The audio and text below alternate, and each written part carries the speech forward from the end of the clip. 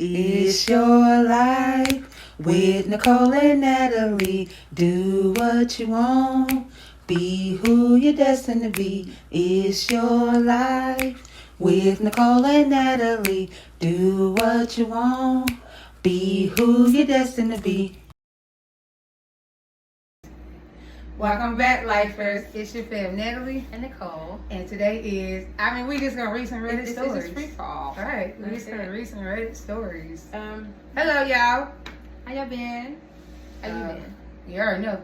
Getting over a cold. I don't know what it is. Can't even call it a cold, but it's something going around. It's not the flu, RSV, or COVID, but it's some respiratory distress, illness that's going around. So, yeah. Cole been over here cooking it up like for the last 2 weeks, y'all. I can't. My laugh gonna sound like a man. What I told you, it's like yeah. So, but yeah, I've been good though. God is good. That's all I can say. Amen. All right, so we're just gonna jump right into it because we got some juicy stuff. Okay. For y'all to hear. Okay, so this one said, "Would I be the butthole if I abandoned my child?" And I hope after we read these Reddit stories that you guys will give us your opinions down there because y'all know y'all gonna hear our opinions, okay? Okay, it says, "Hello Reddit, this is a throwaway account.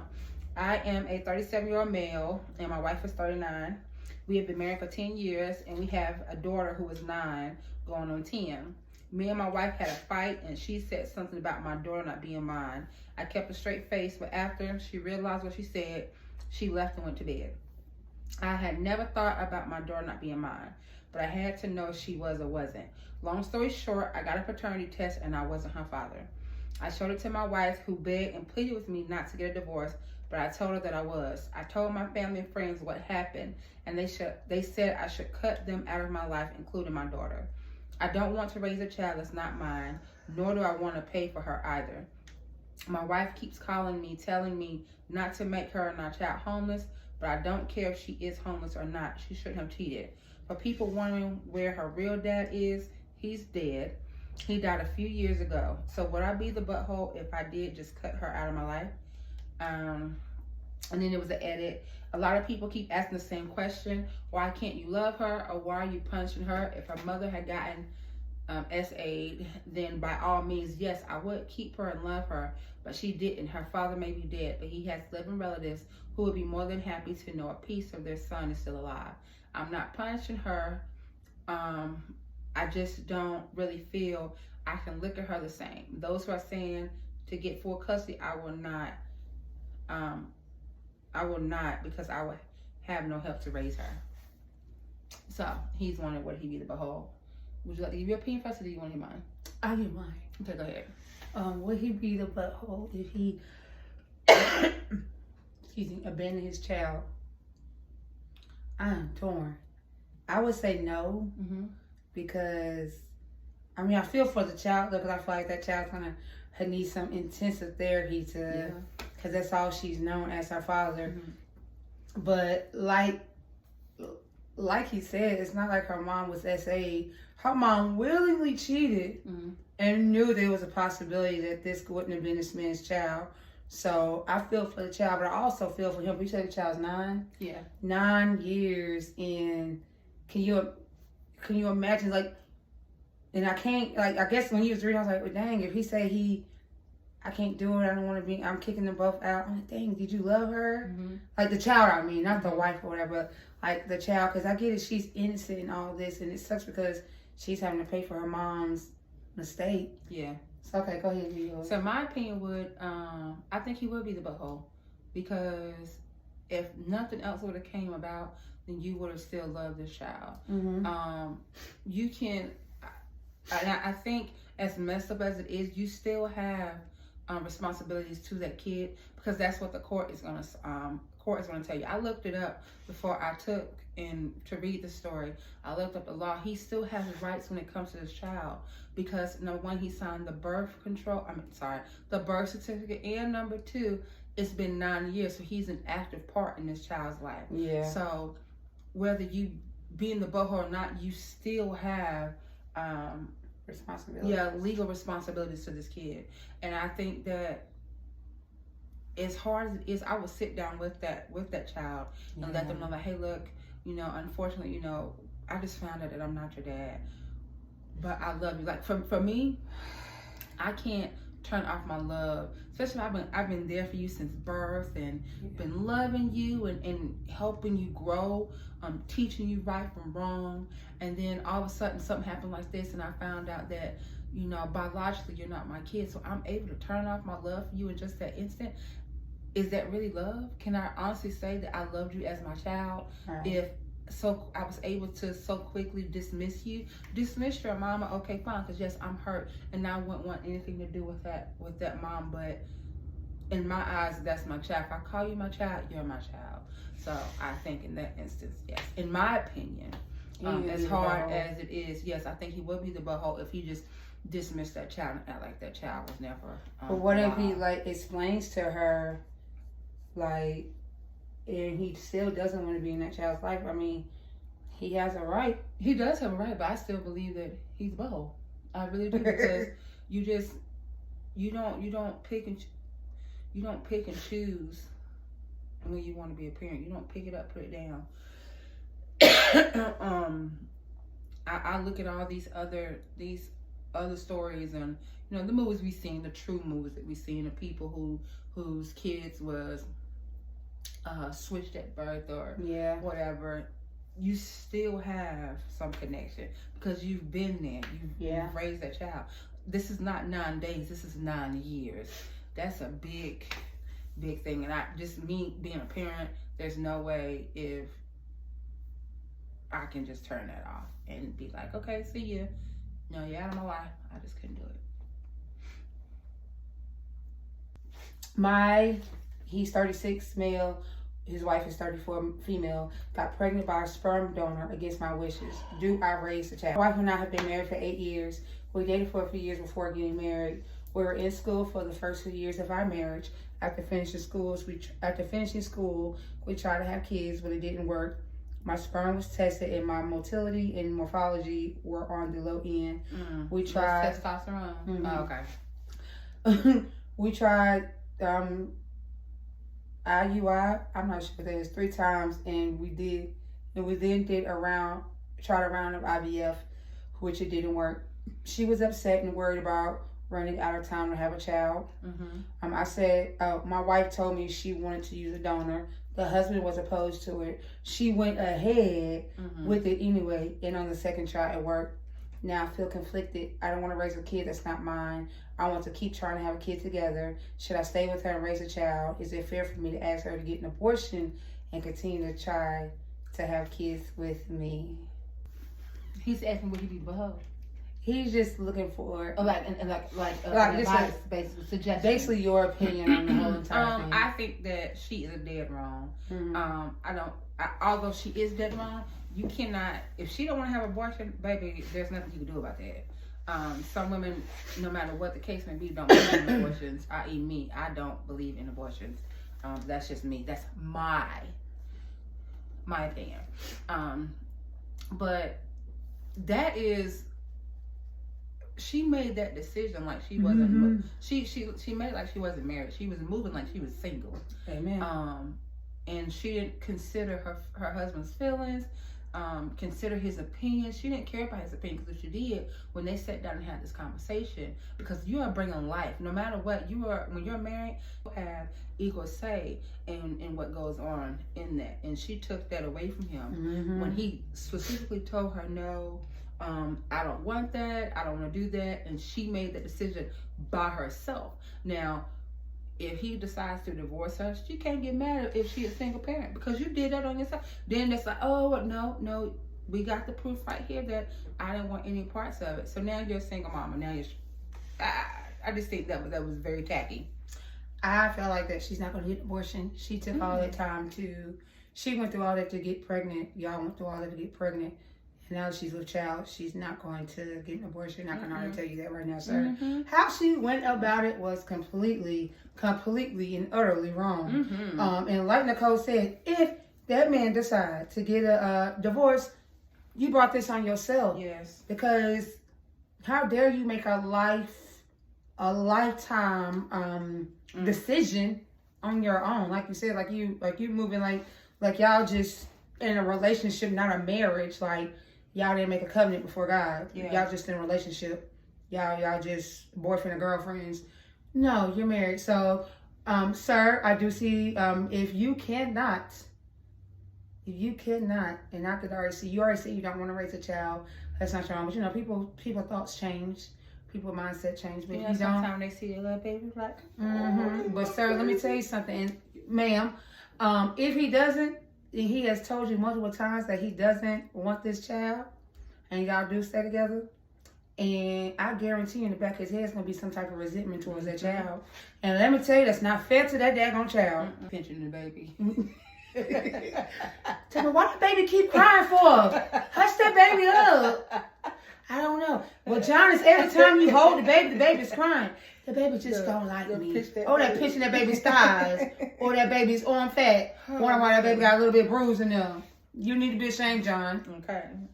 Who's John? I don't know who John is, but okay. John. So my next story is my boyfriend called off our wedding and I want to leave. Why can't you leave? But anyway, that's my first question right there. Why can't you leave? Okay, my then fiance told me a month before our wedding he was too scared to get married. Girl. Red flag number one. What a red flag? Let me wait. We had been together for 3 years, friends since 2018 before that. I was absolutely devastated when he told me. Now, as much as I try to salvage our relationship, I just don't know if I can get over it. He also told me our engagement was basically just because he felt he had to. Red flag number two. Engagement? He wants to stay together.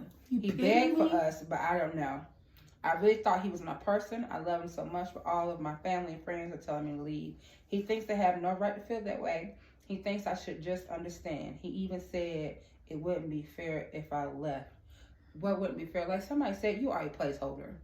You are a placeholder until he finds his person. Just because you found your person doesn't mean he found his person. Sometimes we find qualities in someone we love, and then you, I don't know, at work, and you make a connection with someone else, and you realize that they have different qualities that you love. So now you're torn between the two. No, you're a placeholder till he finds his person. And as unfortunate as it is, he's shown you already. And we got to stop doing that as people. We have got to stop letting these things be in our face. It's right there in our face, and we're deciding to look the other way. It's put in our face for a reason. Sometimes we ask for signs, and because those signs are not the signs that we are expecting, we dismiss those signs and act like they were never given to us. It's right there for you. He said he called it off because he didn't want to get married, and he felt like he felt like he proposed to you because he had to. It wasn't out of love. It wasn't because he looked at you and realized he couldn't spend the rest of his life without you, that he wanted to build a home with you. No, he did it because he felt like that after all those years, so you said 3 years together, that he felt like, okay, I need to do this. No. Giving you mediocre, giving you breadcrumbs so you can stay and be filled. You're not going to be filled off of breadcrumbs. If you can't get the whole damn bread piece, baby, let that man go. Please. I just feel like that you're setting yourself up. Mm-hmm. Like we as humans, even though it can be scary at times, especially in the beginning, or sometimes that loneliness creep up. We need to be comfortable with being by ourselves sometimes. Mm-hmm. We need to recognize our own self-worth, because if you don't recognize it, what makes you think that the next person or the person that you're with is going to do it? Because if he does this and you do stay, then he's going to always know that he can walk over you and do whatever, and know that it's okay, that he doesn't take y'all as seriously as you do. And it's so, look, I say this, better you found out now than to have gotten married and then all your stuff is intertwined. Yeah, mm-hmm. So I mean, as much as it hurts, and I'm sure it does hurt, it probably not only hurt, it's an embarrassment and all that stuff.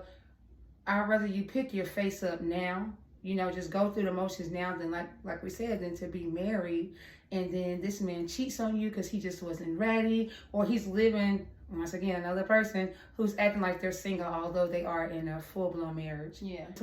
Her 27 years old female, the boyfriend is 26, okay? Okay. My boyfriend left doo-doo stains on my couch. You mean that? Do I tell him? Because we need to laugh. Let me say that again. My new boyfriend left doo-doo stains on my couch. Do I tell him? As the title says, basically, we are both mid to late 20s. We are dating for around 2 months now and have known each other for about half a year. So it's pretty early into the relationship. Yesterday, he's been over at my place and we were getting frisky on the couch. After he left, I noticed some streaks on the sofa. And upon further investigation, aka smell check, there was no doubt that these were doo-doo smears. And they were pretty much in the spot where he sat when I was on top, you know, just not doing nasty, but just like, you know, what do you call it? Foreplay? Foreplay. Okay. So I would say the probability that it was him is very high. To his defense, we do not live in a country where bidets are really a thing. Hello? I don't have a bidet. But I know how to wash. Okay, I'm sorry. Okay. Where bidets are really a thing, and he kind of slid downwards during intercourse. Oh, they were. Ew! Why are you reading for it? Oh, yeah, dingleberries. He kind of slid downwards during intercourse, so that probably helped spreading the cheeks, I guess. Also, he's recently been to the doctor for a procedure in the rectal area, so I'm thinking maybe it's affected by that too. Anyways, I spent about 40 minutes rubbing the stains out of the cover, so I'm wondering whether to tell him or not. On one hand, I think it's a funny story. It will make fun about embarrassing moments between ourselves and others all the time. We have done the business on the couch in the same position before, and everything was fine. So for now, I'll be willing to believe it's a one-time thing only. But maybe part of me also kind of want to make sure that there are no underlying hygiene issues, I guess. On one hand, dang, you got a lot of hands. Now you're up to 3. Wow. On one hand, he is a bit self-conscious in general, and I believe this could be so embarrassing to him that he can't look me in the eyes anymore, and I really don't want to risk the relationship. So maybe just letting it slide for now. And telling him in a year, given that there are no reoccurrences, would be the better option. You gonna let that slide just like he let that dude slide on your couch? Hygiene is very big for me. Okay. And if you can't properly wipe your butt and you're not properly wiping Baby, your private area, and those carry diseases, bacteria, BV is very real. So I don't. Remember to compromise because you don't know how to wipe. You got boo-boo stains on you. You better carry some wipes with you, okay? We make something called dude wipes. They do, but you need dude wipes. Is what you need is just water, and it gets real foamy. It gets real soapy because we sell them at my place of employment. And somebody has stolen one at homecoming, but they get real foamy because it's soap. So my thing is now, how you gonna wipe that soap off of you? So don't get dude wipes, please, because now you're gonna have an irritated butthole or irritated hoo-ha because you got soap down there and you ain't had no way to wash it off. Get you some wipes, some hypoallergenic wipes. I carry mine. I have mine here. I have it here. I have some upstairs in the bathroom. Mainly because we're women and, you know, once a month, you know, someone ain't. Okay, but Upflow come, she knocked on the door. And like I said, sometimes, so be prepared. But like because hygiene is the big thing. If you walking, you can't take a shower. Heck, what you just reading the story where they said that, you say you was gonna read it or no? What? When they said that how many times they take a shower. No, I wasn't gonna read it. But there was their kids. Oh, but adults do the same thing though. Yeah. Some adults don't believe in taking showers every day. Yeah. Some adults believe once every other day or 2 times a week. Let me be honest, and we're not talking about when you are in a depressive state, right? Because sometimes you just depression. getting up to use the bathroom. Yeah. You deserve a round of applause. Mind space. You're not washing your body. Yeah, that's disgusting. And especially those like myself who are plus size, plushy. You come on now. You gotta get in your cracks and crevices, even if you aren't like. I remember my grandma. Let me say, "Oh, you smell like outside." Mm-hmm. We definitely said that to the kids. Some of we had kids, that was our thing. Cause like it's a different smell. You remember how your grandparents were like, "I can smell the rain." Same. Yeah. You can smell sweat. It smells like hot dog. It smells like boiled hot dog water, and bologna. Oh man. What happened? I don't know what happened to my story. Let me see. Which one is it? Dang it! No, that one. Oh man, go back. I was about to say, I didn't take a screenshot of that. oh man, maybe they I don't know. Let me see what I could read. What's your next one? That's that one, and then I had a shorter one Oh, that I wanted to read. It wasn't. That's how I was gonna end my. Y'all could see how many messages Nicole and I send to each other. We talk every day, y'all. Yes. I think sometimes she's bored of me. You know? Let's see. I agree. Oh, I think that they possibly have. Took the story down. Yeah, because maybe their husband found it. They said it was a throwaway account. What was this one with the older man? No, this is the one. Well, the husband went out on the yeah. was gonna go on a date with his friends. So I'm not even going to. Well, you want to read my next story? No, I'm gonna read it. It is cold in here. What's that say? 64 degrees. I like it cold, but in the summertime. Did he ate her ball, her little thing, her long thing? Yeah. I'm gonna give her another one. I don't believe it. Let me tell you why I don't believe that she would get another toy for my dog, because her dog ate my dog's toy. Because this is probably like the fourth toy. The fourth toy. Don't make that face.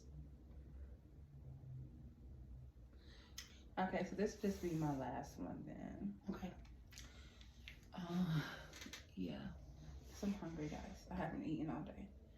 Okay, so it's not really an advice thing, but I read it, I was like, dang, that kind of sucks. But okay, it says, I put all my self-worth into how much I make. I came to the conclusion I'm worthless. Oh. I am too logical for my own good. How much money you make is based on your worth to society. Anyone can staple a box like I do, but not everyone can develop or engineer software. How much money you make determines whether or not you have food, a roof over your head, whether or not you are warm, etc. Mm-hmm. So yeah, I've come to the conclusion I'll struggle with bills because I'm no good to society. My therapist tries to tell me otherwise, but he doesn't know jack. He has a master's in social work, so he makes more money. I am worthless to society. So I read and I was like, dog. Wait. Oh. Dang. That, someone feels like that.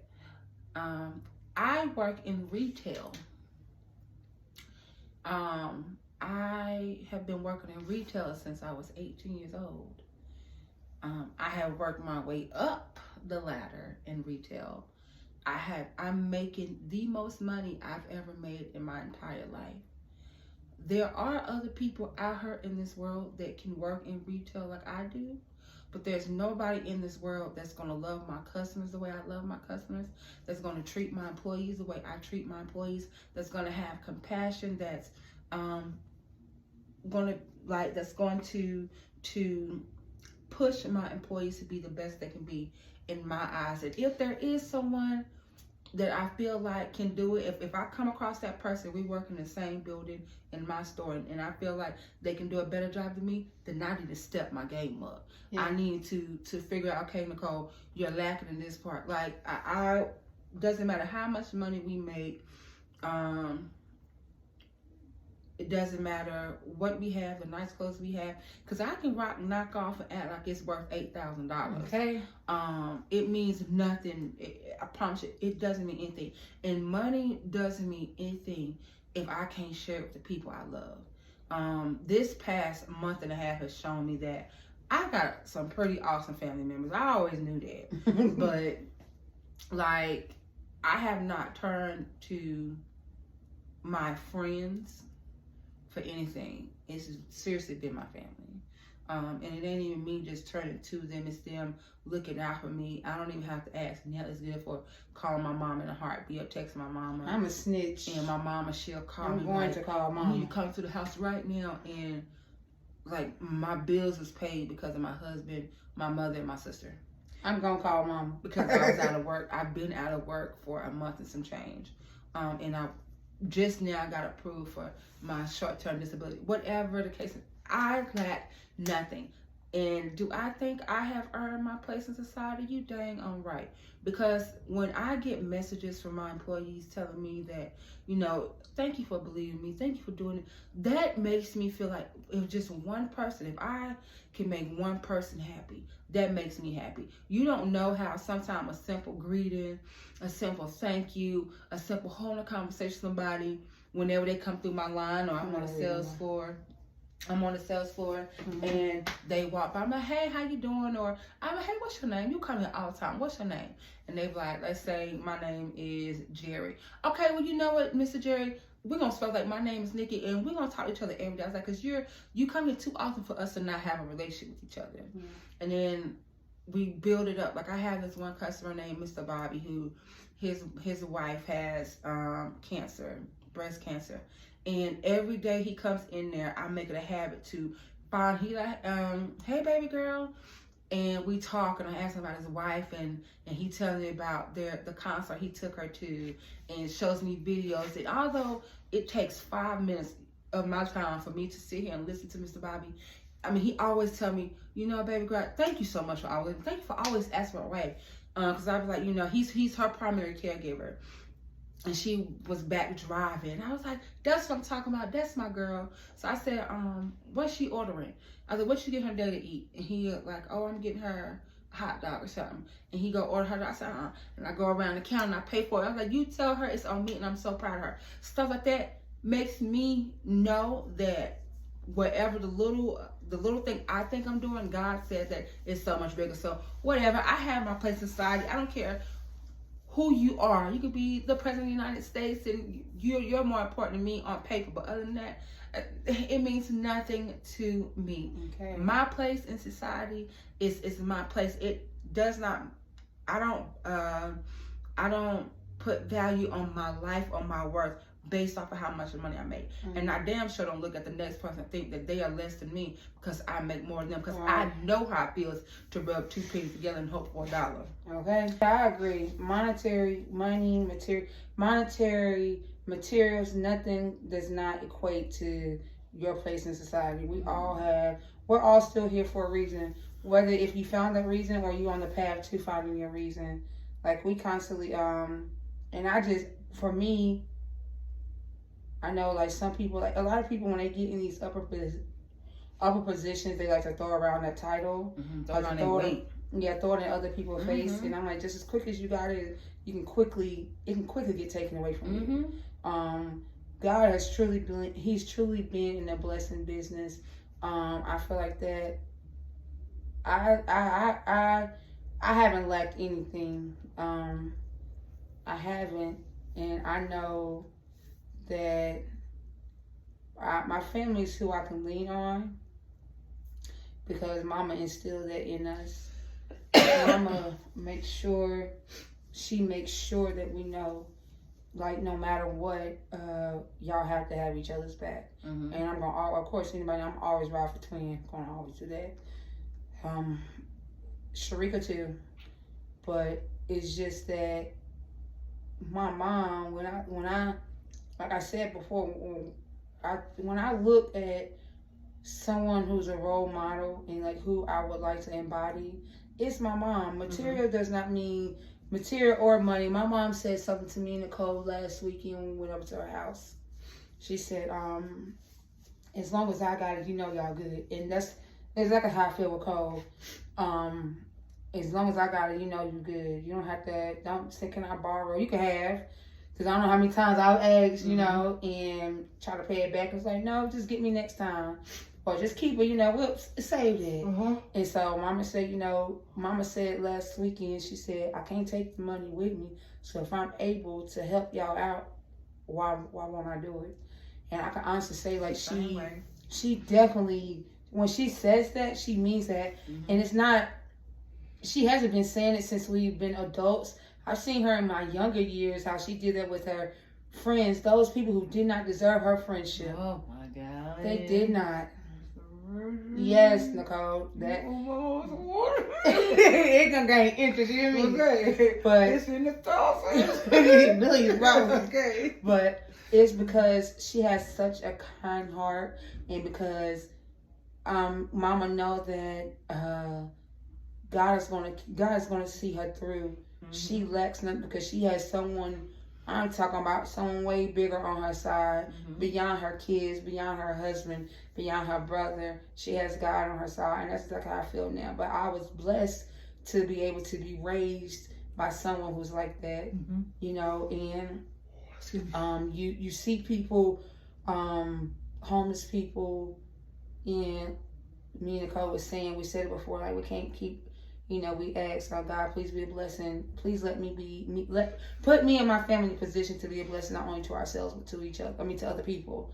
And then we're able to be a blessing to somebody. We don't do it, you know. Yeah. We talked about that. And mm-hmm. so recently I seen that to bless someone doesn't matter what we bless them with. But the thing was, we was able to. And afterwards, I was just, it's cold outside.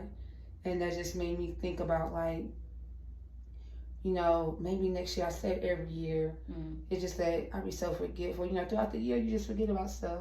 But, like, you know, like the little, you can go to Roses and get some gloves, mm-hmm. and you can get a lot of gloves from Roses. Even mm-hmm. Walmart, you can get like a little, I haven't seen no gloves anymore. I haven't even seen earmuffs in Walmart.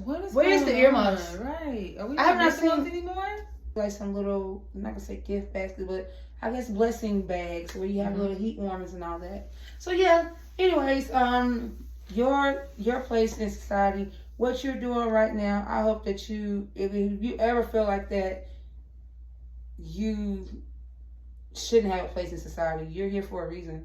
And we're glad you're here. Absolutely. You just have to find your place, baby. You have to make your own, mm-hmm. make your own lane, and ask God to just order your steps. Amen on that. And you really do. If your lane is meant for you to be in, trust and believe there's nothing any man or thing can do to take you off that lane. Mm-hmm. They could try, but if you got God on your side, it doesn't matter what they do. So we just have 3 questions for you guys. Yes. Have you been kind to yourself? How's your mental? And what was the other one? Is it how are you? Yeah. Dang. Okay, it's been too long. Dang. So when this video comes out, it'll be on Martin Luther King Day. So happy birthday, Martin Luther King. And the next step is this video will be uploaded Monday, January 15th. And on January 16th is my daughter's 21st birthday. So happy birthday, Chelsea. And I love you with everything in me. And on January 20th, it's my child's birthday. So happy birthday, Magnus. And I love you. All right, guys. So until next time, we will see you guys.